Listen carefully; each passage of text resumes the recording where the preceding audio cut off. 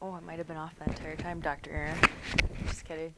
So everyone's had some amazing nuggets. I think it's really easy to forget about those micro breaks, especially if you work a job that you're constantly going one direction. So honestly, if you can just remember every 15 minutes, get up and go the opposite direction of what you've been in all day, that'll be a big help. The other thing is, it's kind of funny, Dr. Matt and Dr. Aaron were mentoring the golf swing.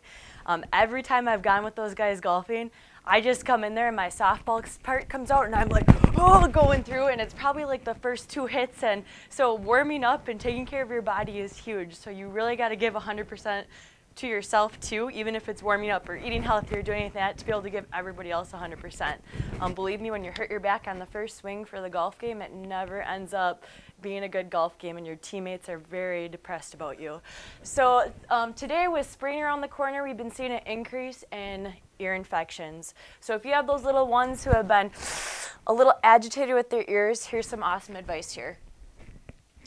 The first thing that we have to cover is the anatomy of the ear. So you hear that an ear infection, and a lot of times they don't define what kind of ear infection it is. So if you look at your ear, you have the outer, then it goes through this hole right here, and then we have the middle ear, and then the inner ear throughout here. And there can be 3 types of different ear infections.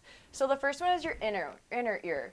This one's a little bit more on like if someone has vertigo or if they have balance issues or anything going on with that. The other is your middle, and this is most common with kids. This one's your bacterial, which is usually Streptococcus pneumoniae. Did I say that right? I can never say words. And then also can be caused by allergies, a cold, or any blockage in there. One of the big things is, look what's been happening. It's cold right now, but what's been happening? Allergies like crazy. We've been seeing in the office, we've seen runny noses and everything like there. So allergies can either be from external factors like the environment, or it can be from things that we're eating. So we'll kind of divulge into what can be causing this ear infection. The outer can be things like the swimmer's ear. So symptoms of an ear infection. I know kids present with different symptoms, but the most common that we usually see is one, that common earache. Oh, my ear really hurts. Oh, it's really hurting. Or maybe you might see a little baby who's swatting at the ear or like trying to almost like get something out of it. That's really common signs. Another is fever. You'll see a kid who has a fever or might be like super agitated, and you're like, oh, why is this child so fussy and irritable? We may even see inflammation if we look with the otoscope. And then sometimes we get temporary hearing loss. So if little Betty Sue isn't listening to you and she runs by and you're like, okay, she's just ignoring me today, you may have to start thinking about their hearing going on. Why are kids more common to get ear infections? Their eustachian tubes are forming still. So for an adult, you can actually see that there's a little more of a vertical slope going down to have optimal drainage. And for a kid, we're looking at more horizontal. So a lot of times, the first thing I recommend, chiropractic care. If you look at here, the Journal of Clinical Chiropractic Pediatrics, they took a study and had 332 kids in it and saw that a majority of the cases, between 4 and 6 chiropractic adjustments, saw a resolution within those ear, within the ear infections, which is pretty huge. Another study, and this is just a few studies, like if I were to pull out all the studies of like everywhere, you'd be like, holy smokes, I need to go get my kid adjusted right now. Not only is it good for their health in general, we're looking at their ear in specific too. This one was 5 years old and younger, and they looked at 46 children, and 75% were improving within 10 days. And then actually 43% was with only 1 or 2 treatments. So if you get your kids checked right away, there's actually where you can either adjust the ear, or that first bone of the body, the atlas, which is one of your most important bones of the body, gets subluxated is what we call it, and then the ear cannot let that blockage or that fluid out of there. Other ways that you can help it. So we get adjusted, but also too, we can do different supplementation or different changes to the diet. So right here we have garlic oil, which is absolutely huge. It's an anti-inflammatory, but also anti-bacterial. So garlic oil, sometimes you will smell like you're at an Italian restaurant.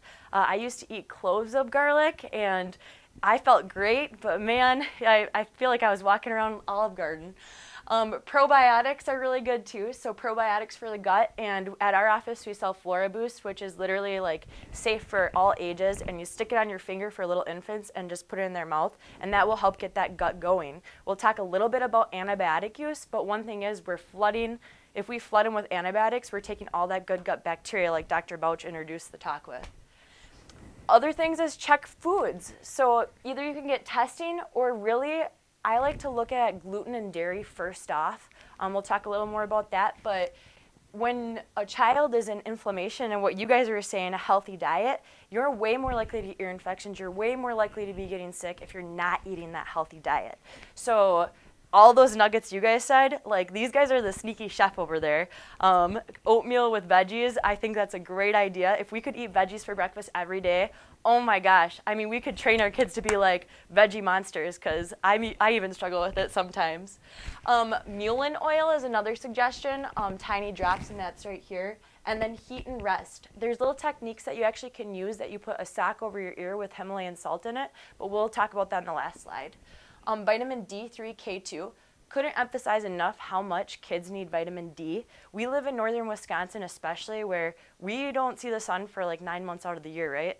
So kids need that vitamin D as well. Foods to eat. So one thing is water. First thing to cut out dairy and gluten. The other things is check formulas. So if little babies are struggling over and over with chronic ear infections, we have to look at, if we're giving them formula, and a lot of the formulas I look at, I'm like, what is in this? I don't even know. And then we go and we give this to our little baby. We have to think about what they're eating. So I say usually coconut or goat's milk is a little more on the safer side for if they're having inflammation from a dairy product. Fruits and veggies high with vitamin C or a vitamin C supplement will also be very important, but the more veggies you can get in that diet and more variety, like you guys were saying, you can buy books of just veggies that are all different. The more colors you eat in your diet that's not Fruity Pebbles, the better. Avoid. One thing is as soon as a child has a fever, we go and we take Tylenol. Tylenol is very hard, one, on our guts, but also, two, what is a fever meant to do? A fever is meant to kill off bacteria or a virus that's in your body. So as soon as we go and we say, whew, you need to decrease that fever as soon as possible, what happens is you're not helping the body fight whatever's going on. So we're literally taking that natural ability or innate ability to heal our body, and we're literally being like, whew, you can't handle that. We're going to put this anti-inflammatory in you, and your fever will go down, but now you can't defend yourself. So we're taking down those armies of blocked forces that we need. The other thing is processed foods, especially when your kid is very, very sick. I mean, if we could avoid the inside aisles at the grocery store and the Paw Patrol like little nuggets or whatever they have in there, amazing. Go to your garden and be like, you're really sick, we need to make sure that we're feeding you well. And that should be all the time, because exactly when they see their parents doing that is when they'll take it, just like you guys said, for the rest of their lives. Sugar.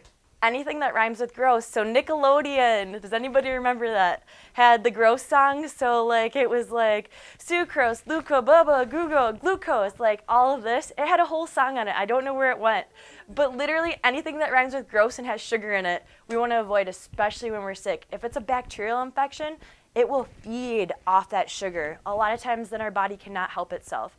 So although you may crave that soda or something, especially when you're fighting an ear infection, don't do it.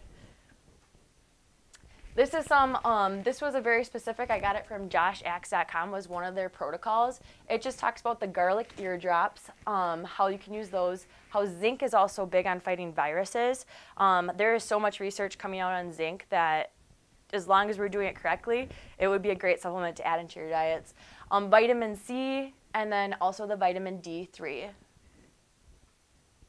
This was the Magic Salt Rock. I can send this to anyone who wants this, but this one, it talked about putting the salt inside the rock and heating it up.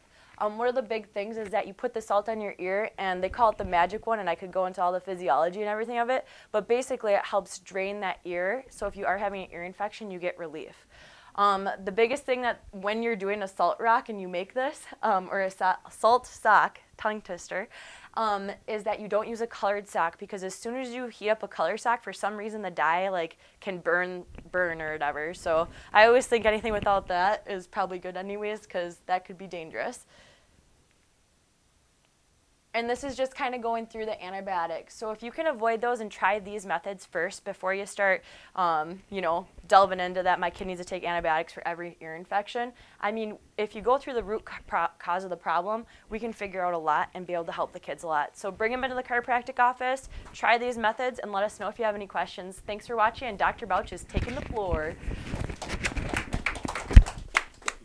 Thank you.